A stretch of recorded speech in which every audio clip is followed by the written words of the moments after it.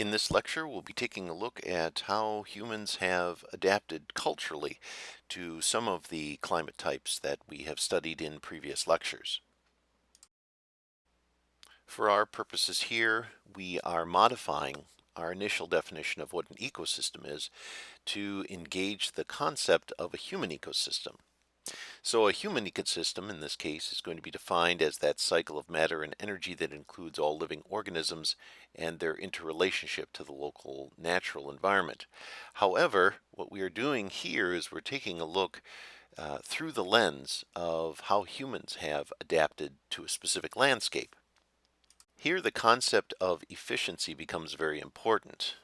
We look at how human culture helps individuals to be able to mine out of the local landscape the type of energy, the amount of energy that they need to survive as a community.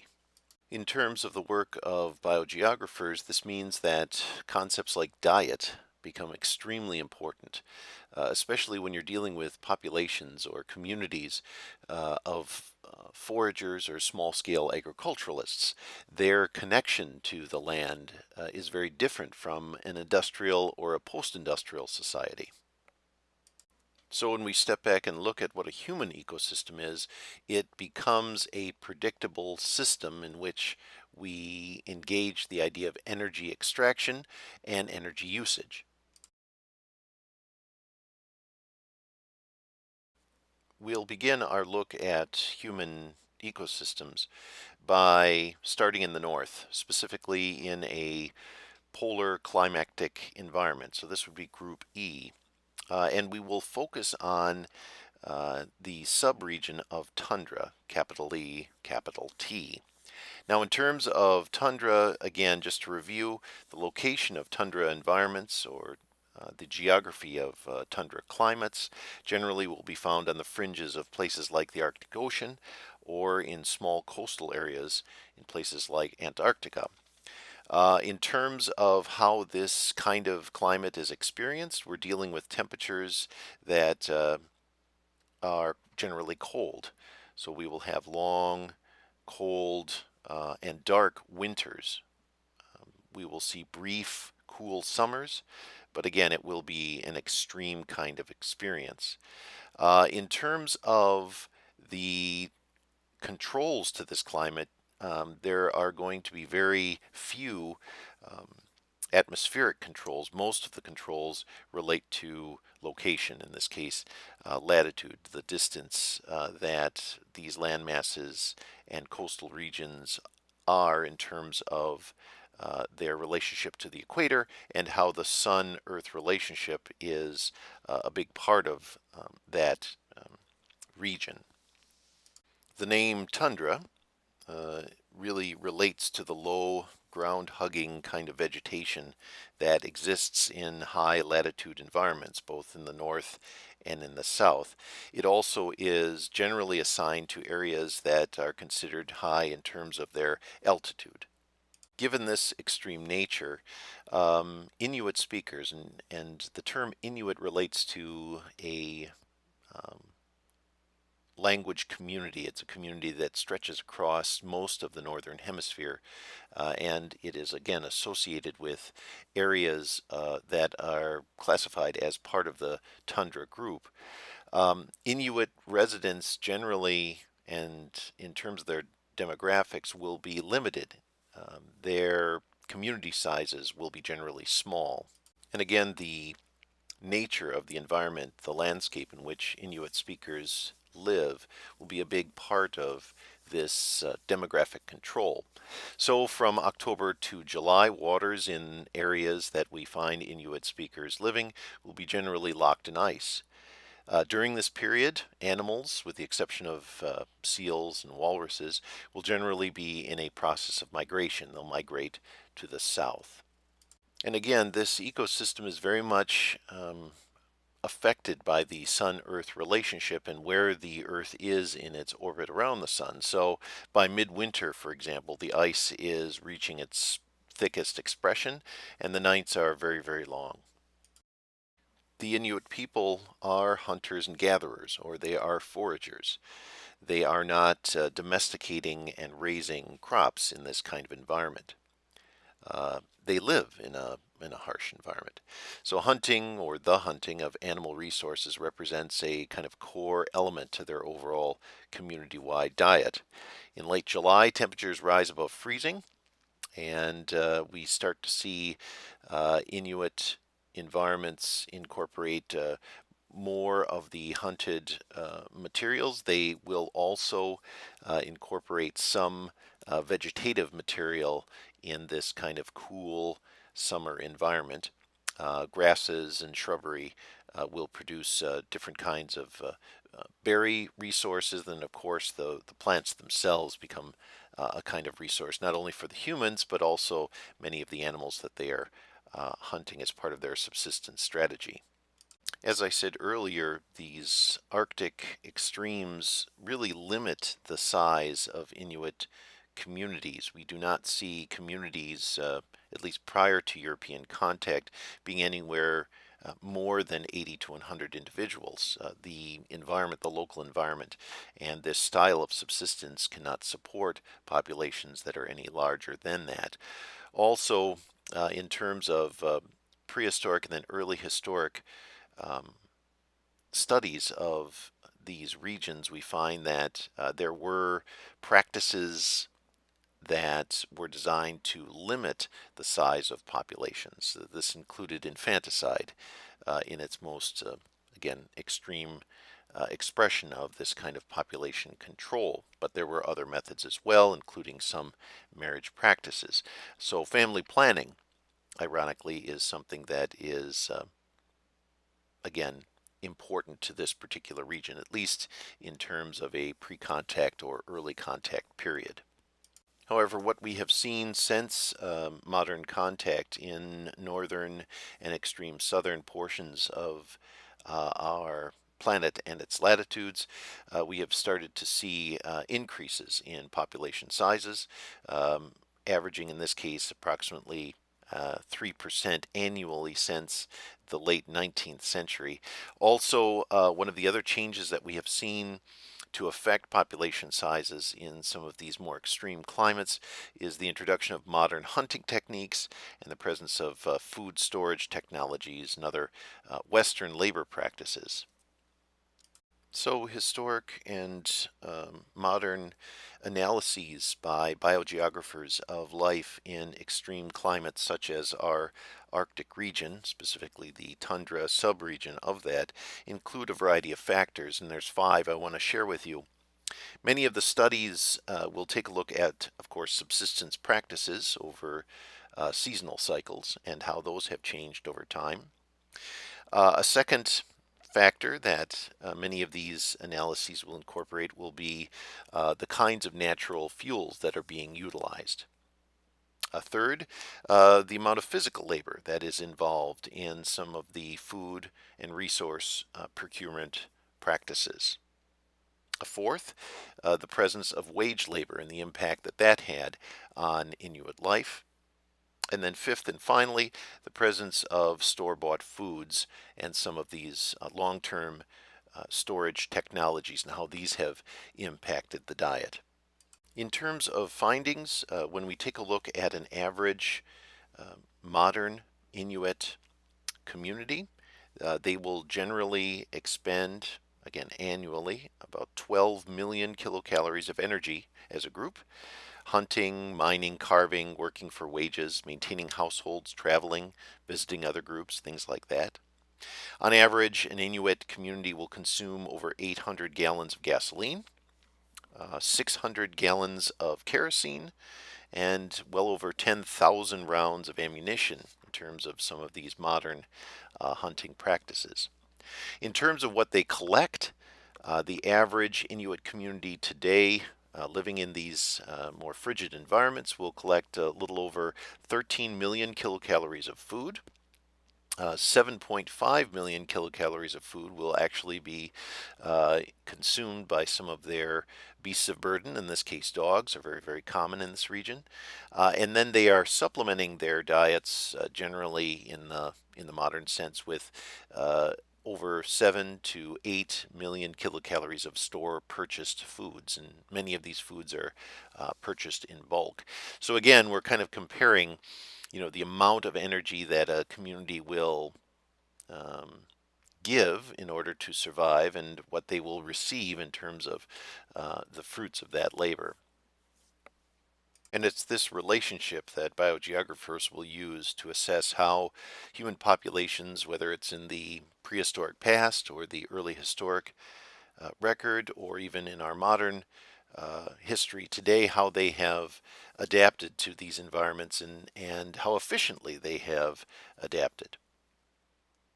Biogeographers will break this down even further, looking at some of the important details in the Inuit diet. They have found that the Inuit diet, even today, incorporates quite a bit of game, primarily seal, whale, and caribou. They have also recognized that over time, over the last 50 to 70 years, uh, quite a bit of seal hunting has been given up, or the amount of seal in the diet has been reduced, especially in the winter months. In the spring, the caribou has historically been a large percentage of the diet of these populations. This has also increased as Western foods have been increasingly introduced to the diet of people living in these tundra environments. Studies have also found that technologies such as snowmobile technologies have made a large uh, difference in this area, or they have made a significant impact on the communities and how they are surviving in these extreme weather environments. Snowmobile technology, for example, has allowed Inuit speakers to expand their catchment area. And when I say catchment, what I mean by that is it's really the amount of geographic space that's required to meet the daily subsistence needs of a household or a community. So the snowmobile technologies have allowed them to increase this geographic space and ultimately feed more individuals from any of these collected resources. So in this case, today, estimates for Inuit communities throughout the kind of tundra subregions uh, identifies the utilization of approximately 4,500 square acres of space for a single community. So they've been able to, in a sense, estimate a ratio of space to the size of populations that that space and the collected resources within that space can ultimately support. If we are to juxtapose our look at how Inuit populations have adapted to their environment, uh, to, in this case, populations practicing a very similar kind of subsistence strategy, living in an arid environment, we can see some additional nuances to how humans are able to adapt again to varying climate types. If we turn our attention to the northwestern border of modern Botswana and portions of southern, south central, and southwestern Africa, we see a subtype of arid climate, in this case a tropical or subtropical steppe climate. As I mentioned in our last lecture, these steppe climate environments, and especially those that are associated with an arid group or the group B, are separating deserts from more humid climate types. In the case of the Kalahari Desert, or the Kalahari region, as it is sometimes called, this separation is better explained by looking at it as a separation between true desert and African savanna or tropical savanna. Historically, anthropologists recognize this area to have been sparsely occupied by pocketed extended families and small communities. Again, the harsh, arid nature of this environment and the limited access that people have to year-round foraged foods has significantly impacted the size of communities. Human communities living in and around the Kalahari Desert have been limited in terms of their overall size. Unlike populations living in the Arctic tundra, Infanticide is not common among populations historically, and we would assume prehistorically, within the Kalahari region. Other birth control methods, such as extended periods of breastfeeding, are found in many of the traditions in this region. So, correspondingly, one of the aspects of family life that we see in the Kalahari, even after contact and even within our industrial age, is to have greater spacing between births. With regard to how people live in this arid environment, most occupants live in the transition between a desert region and the semi-arid savanna lands along its borders, where we see some small stands of trees and grasslands, and of course we see the small game that is associated with these kind of edge environments. In the case of the Kalahari, as I've mentioned previously, we see a kind of border between the desert and the northern tropical savanna of the region. And again, these are climactic subregions, which still have very long periods of winter drought, punctuated by very wet summer periods. As is the case with our Inuit example in the Arctic tundra, people that live within the Kalahari Desert and similar climate regions or climactic regions generally and historically have been foragers or hunters and gatherers. Of course, this has changed over time, but some of these traditions have remained. As a result, their diets are very diverse. The energy intake for communities living within the Kalahari region have very wide expressions of plant types. A typical Kalahari community will incorporate well over 500 species of plant in their annual diet. Correspondingly, we will see a taxonomic diversity in terms of the species of animal that will also be incorporated into their diet. Again, looking across the kind of breadth of the research that has been done over the years by biogeographers on this region, we see an average of over 50 species of animal that are incorporated into the Kalahari Desert diet. So, for example, again, focusing on this very diverse diet, we will see populations gathering wild nuts from mongongo trees and supplementing their local seasonal gatherings of berries, melons, roots, tubers, and honey with these famine foods.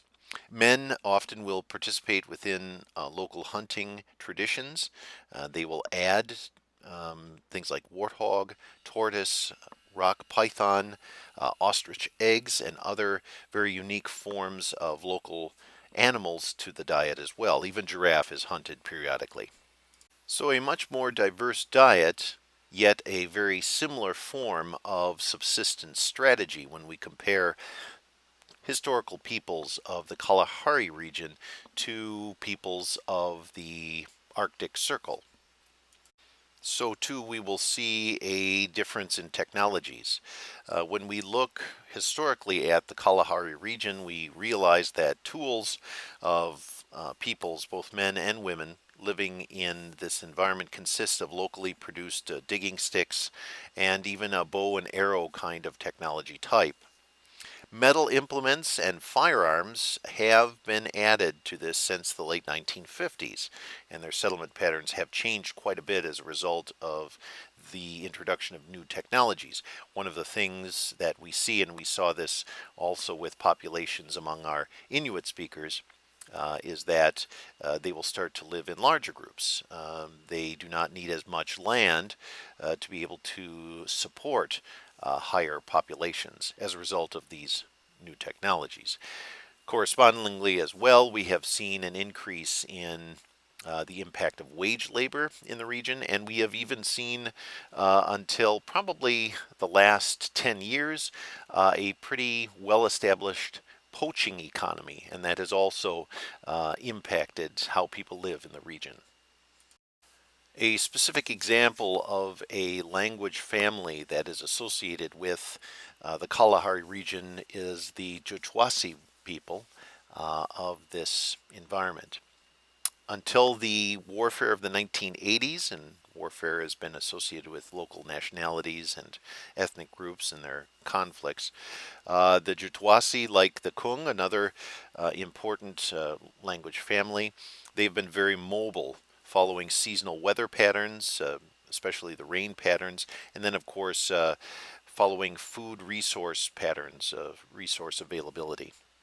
Unfortunately, the conflicts between ethnic groups in the region have forced many communities to be less mobile, and it has caused problems with regard to their diets and has resulted in some small scale famines in the area. So, too, over time, and we see this especially in the 1990s, there has been an increasing push towards sedentary or non mobile agriculturalism. And the raising of cereal crops in the area. This has not taken well just because of the soil types and the amount of soil erosion, which characterizes the fragile soil types in the area. Prior to the introduction of, in this case, local conflict, and then, of course, agriculture. As I said previously, population sizes were small, generally organized around extended family relationships and marriage alliances. Today, this has expanded greatly. We start to see the presence of even village and town life. Diets have also changed.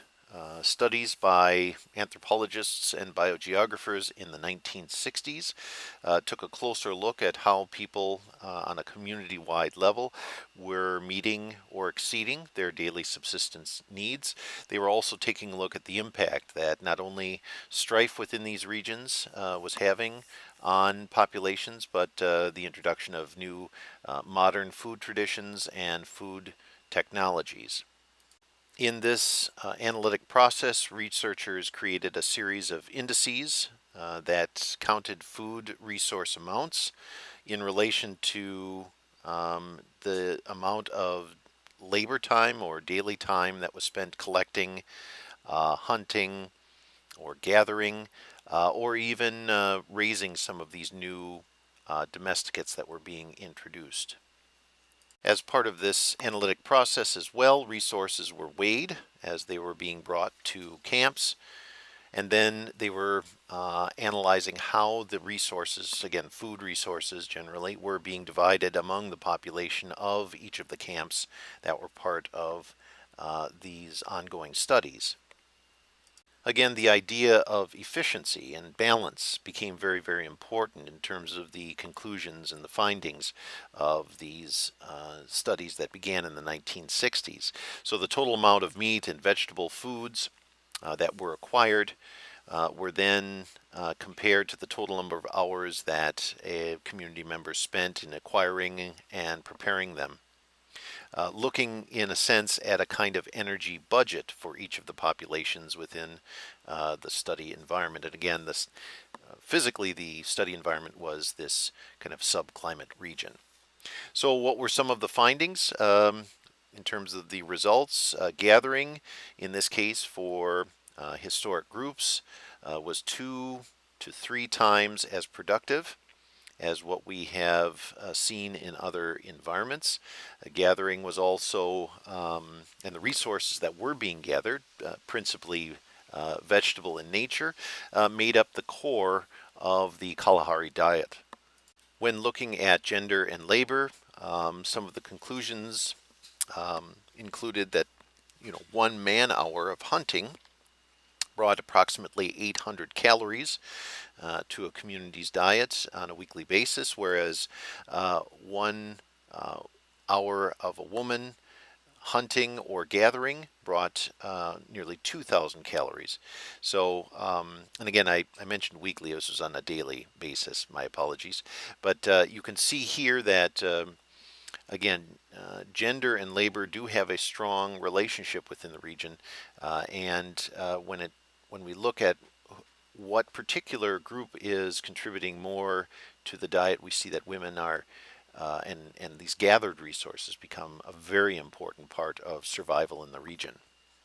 They also found is that many of these gathered resources, and again, most of them were vegetable in nature, were resources that were specifically drought resistant. So in terms of the diet that people had, and those particular species of plant in this case that were very important to that dietary design, drought resistant plants were making up at least 50% of the vegetable aspect of the diet. Mungungo nuts, again, would be a very good example for that. The average daily consumption of these drought resistant forms added up to about a little over 1,200 calories.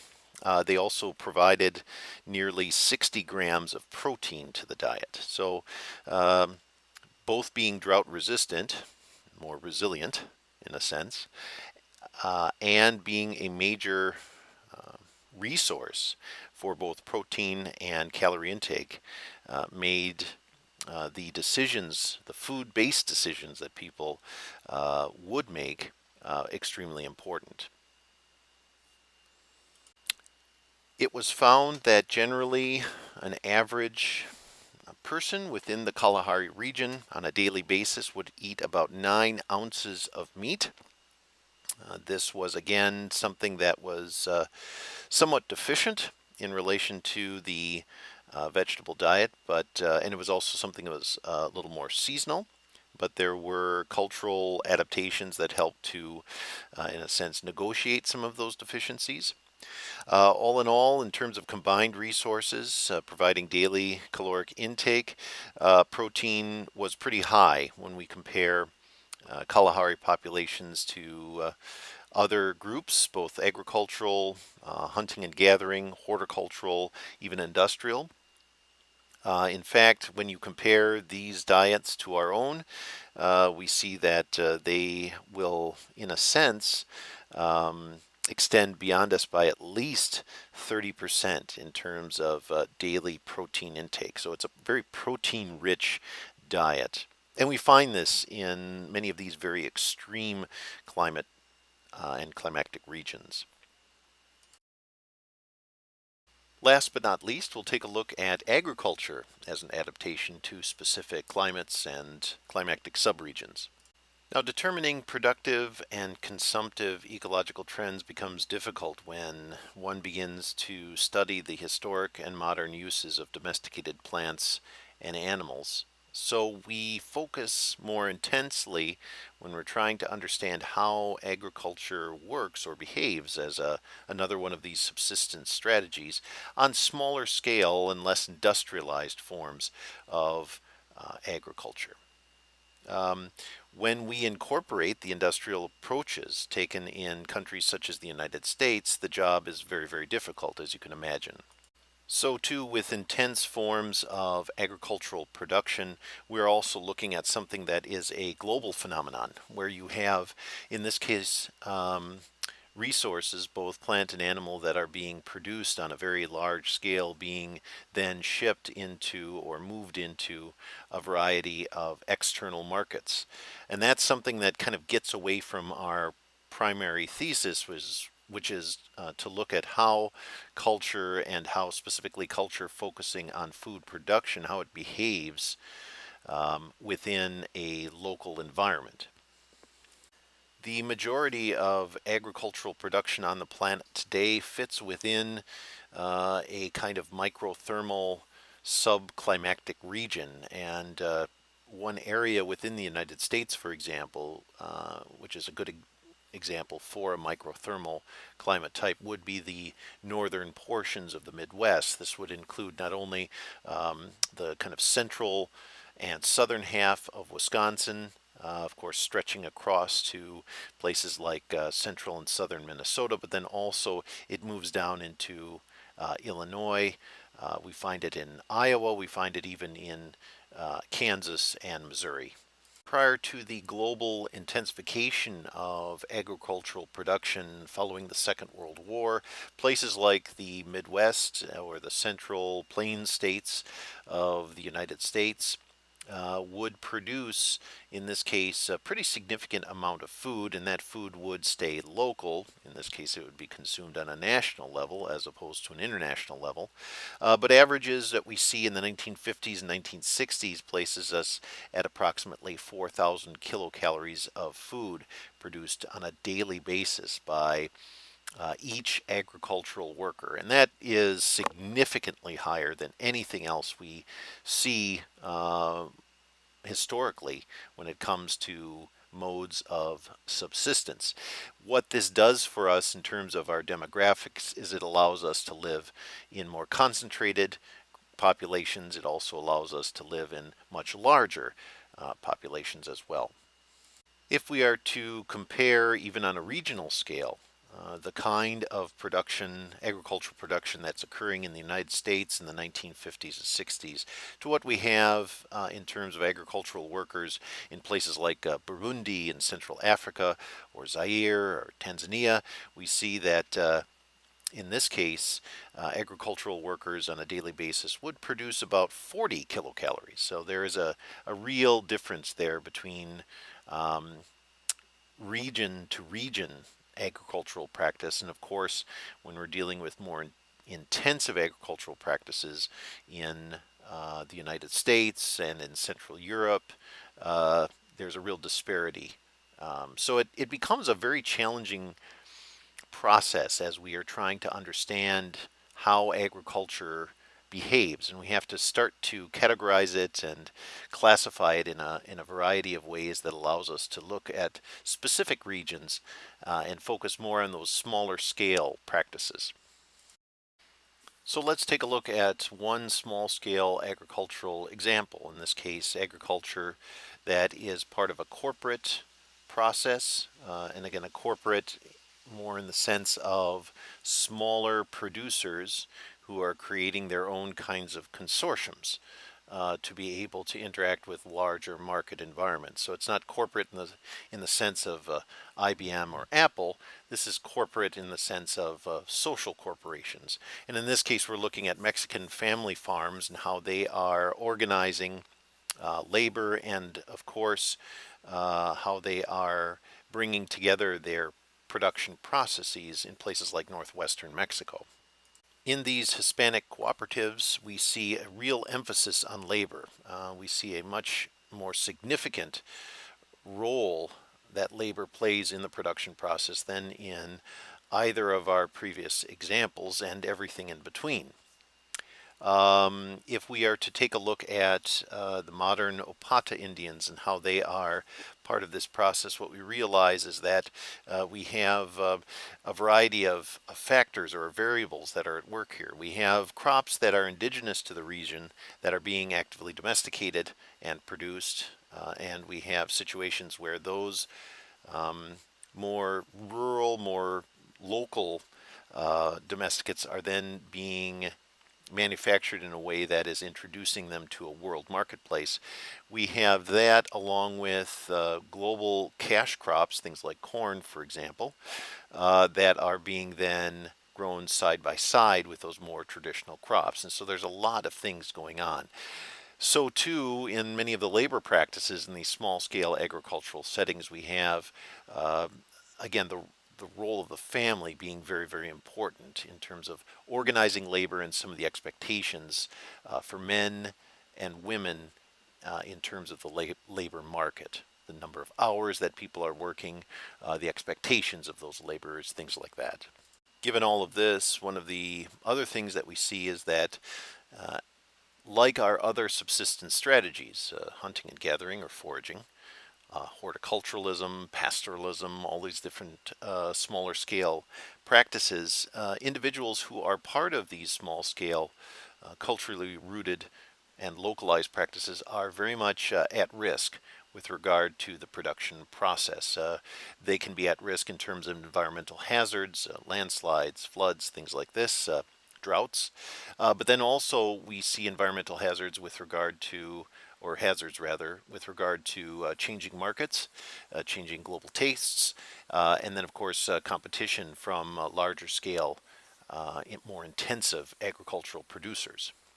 So let's take a look for a moment at some of our measurements and see how this human ecosystem works in terms of the small scale agricultural example. So there are two measurements that we really need to consider. First, what has been achieved through energy expenditure with the introduction of technologies and domesticates, and then what energy has been expended to achieve that. Right, so we have to incorporate some of the more mechanized processes and some of the even seed technologies into our understanding mathematically of how a human ecosystem, such as a small scale agricultural tradition, functions. We also have to mathematically consider the systematic input of non-human animal labor and some of, as I said before, more automated productive processes. So for example, human beings really only represent less than a single horsepower of energy that is put into a daily agricultural practice. Um, we see a much higher amount of input in beasts of burden. So two oxen who are part of, let's say, a terrace farming or a wet rice farming tradition in Southeast Asia would be reaching close to 2 horsepower of energy that is being infused into the production process. This increases um, in a rather extensive manner when we start to incorporate small gas-driven tractors, about 6 horsepower there, for example, on average, or even larger tractors, 50 or more horsepower. So we really have to understand something about the technologies that are being used and applied in these local agricultural environments.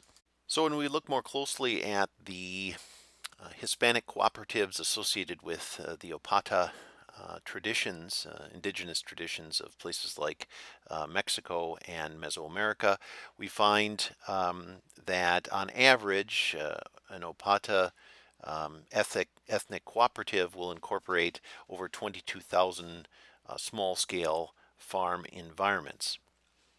These cooperative farms will represent in a sense, local communities coming together and incorporating all of their resources in the production process.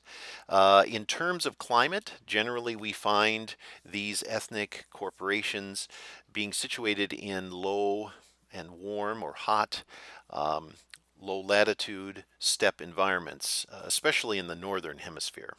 In many of these environments, things like corn and squash are primary cash crops that are grown and, of course, sold. We also see the introduction of things like, and it's not really an introduction anymore, but we see the presence of coffee also as a kind of cash crop. And again, these sit side by side with local indigenous, usually eaten foods as well. The corn, the squash, the coffee, these are sold on a global scale, but again, it's through a network process, and many of these corporate um, ethnic corporations rather are designed in such a way as to get the products out into these global environments. Areas are tilled by communities. They will have a sense of territory, a sense of land and land ownership that they will use. They will have a variety of practices to increase the production of soils in the area. And they can reach, in this case, sizes of around a few hundred acres. And we will see a combination of technologies used in terms of tilling the land. We will see very small scale automated kinds of tractor-based practices, but then we'll still see the contributions of both human and animal labor. We will also see alongside these larger tracts of land, small family garden plots that will be contributing more to household subsistence than community economies. But as I said earlier, when we compare agricultural production to other forms, even smaller scale forms, including our foraging example, we are seeing a lot more of a labor investment. So in the case of an ethnic corporation, we see over 1,000 hours of individual human labor that is incorporated into the production process on an annual basis. And we see, in this case, over 200 hours of animal power that is incorporated into a a month-to-month kind of model for this form of production. So when you're taking a look at climate and climate types, one of the things that you have to do is you have to think more broadly. You have to think about how the plants and animals within these environments are well adapted to the long-term patterns of weather, patterns of both temperature, precipitation, and everything in between. You also have to consider, with regard to human beings, how we have incorporated landscapes and both the natural and cultural qualities of those landscapes into our ability to survive over long periods of time. So human ecology becomes an important part of how we are slowly kind of working our way across the planet, looking at the natural systems of the planet, the geochemistry of the planet, the geophysics of local landscapes, the locations of specific landscapes. It all becomes very much tied to how humans have been able to migrate into these environments and then thrive within them as well. And their culture is a big part of that success story.